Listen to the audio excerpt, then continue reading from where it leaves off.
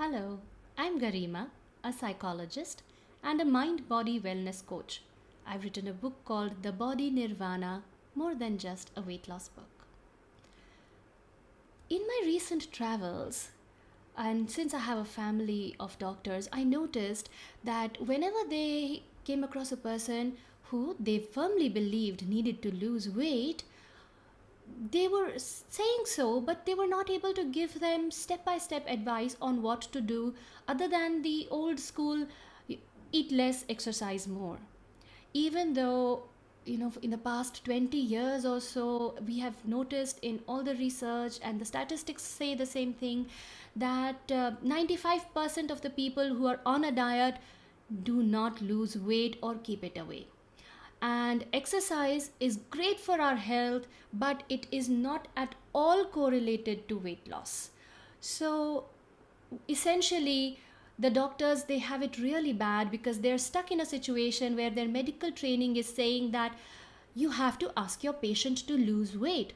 So this video has been designed for the medical professional, for the person at the slimming center, for the fitness trainer, for the physiotherapist, the sports trainer who want their client to lose weight but are at a loss for what is the latest research, the most current up-to-date advice that they must give the client so that the client loses weight in a very natural and a very healthy way and does not gain lost weight back. And the first advice is something that just I want to say to you. Please respect the client.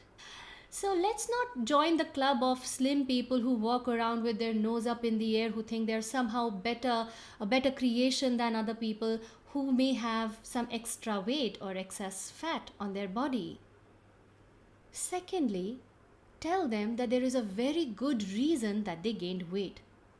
It's probably going to be the very first time that they heard this, that their body actually chose to gain weight. The body is trying to balance maybe the excess of toxins that are within us or in our immediate environment, or stressors and the stress hormones, and that's why the body has chosen to gain weight.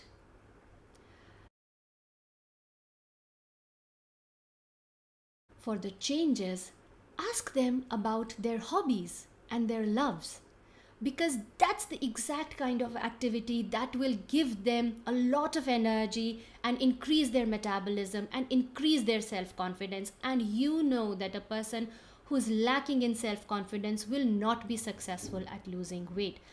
It can be dancing or cycling or walking. You see, your client need not get up onto the treadmill to lose weight if they hate the treadmill. What they really need to do is be out of doors and do any activity that they feel intensely happy doing. Next, ask them about their pressures. It may be financial or a relationship struggle or even a personal cry for help, about I don't know where my life is going, etc. Ask them that they will need to develop a certain level of self-confidence or a belief in their own abilities if they want to be healthier than they are right now. We really can't change or control all the other people in our lives, but surely we can work on developing our own confidence. Research at Harvard also showed that the same situation, if seen as a threat, will really spoil our health, and if seen as a challenge, it actually makes us healthier. So that's what we want them to understand.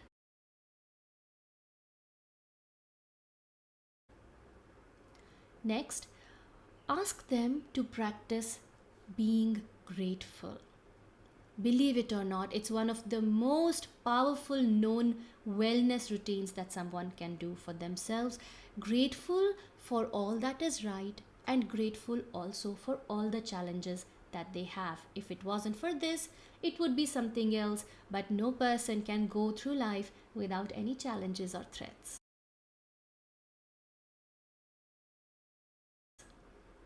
Next, ask them about their childhood dream, what they wanted as a kid their life to look like.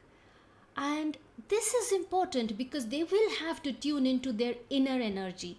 so that slowly their dependence on food and sweets and fried foods starts to go down, and they discover that source of energy within them, which is not unhealthy food or unhealthy habits like smoking or drinking.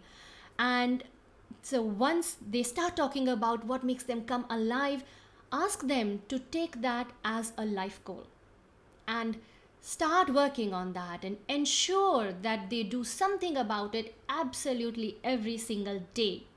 Nothing like purpose driven life to give you energy and high metabolism, high immunity, and weight loss. Remind your clients also that overworked equals overweight. So you will have to remind your clients to start or to learn to draw their boundaries. So there's a point when you're feeling really good about all the stuff that you do, and then a point comes when you start feeling like a victim, that you wished that this would go away. That's the kind of work for which they will have to look for help, seek help. And when they do, and they free up some time for relaxation, remind them that relaxation is not always about sleeping. A long chat with a friend or your mom, a relaxing bath, a great book, or just laughing madly to stupid comic videos is all a part of relaxation.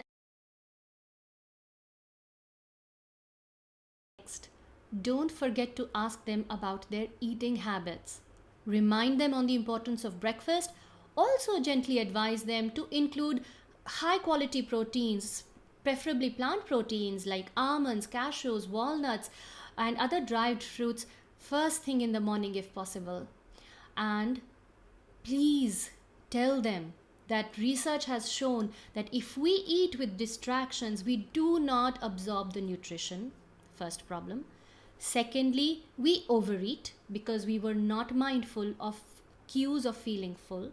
Thirdly, we eat the wrong kinds of things. If a cucumber would have satisfied us, we would go and have a cupcake anyway, because we are rather mindless of what we are really craving in this moment. And sometimes it may simply be that we are craving intimacy or company or a good laugh or just some break from our routine, and we go and reach for food. Whereas being mindful prevents this kind of overeating. Whether snacking or having a meal, please put away your phones, please put away any other distractions, turn off the television, be with your food.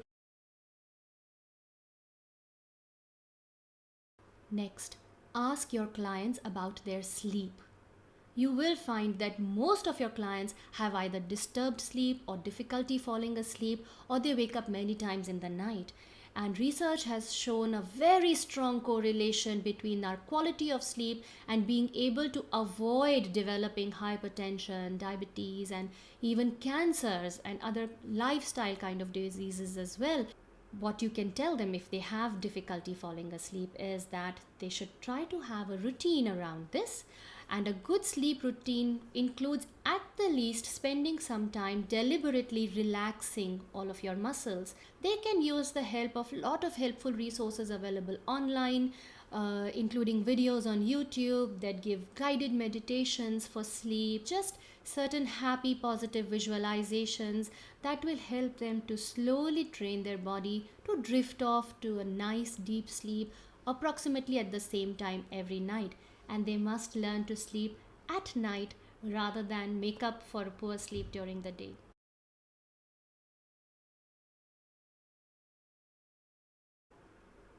Lastly, remind your clients that their weight is actually a poor overall indicator of health. So, what they really want to do is to have a wellness routine that they do without thinking absolutely every day. So, what are some of the qualities of a good wellness routine? First, it must take us closer to nature. And secondly, it must have a little bit something for our body, for our physical self, for our emotions, and also for our spiritual self. So you could simply be walking your dogs every day, but if you do it with the awareness that this is a part of my daily wellness routine, I do it because it brings me close to nature, close to my pets, it gives me a sense of responsibility that I really enjoy, or adds to my contentment. If you're doing anything, gardening, lying down on a lawn, reading a book, stretching every morning, saying your prayers, meditation, chanting, anything, if you do it with this awareness that this keeps me well, even sharing shairi or poetry or music or jokes, do it with this awareness. This is my wellness routine. This is what keeps me balanced, content, joyful. Then that is the kind of wellness routine that you need. Weight will start to come off in a very natural way, in a way that it will not come back again. When your client is leaving, make sure that they're leaving with a sense of self confidence. If they are feeling ashamed, small, or hopeless, then they will not be able to include positive changes into their life. So make sure that they're feeling energized, they're feeling positive, they're feeling hopeful, and show that you are confident in them. All the best.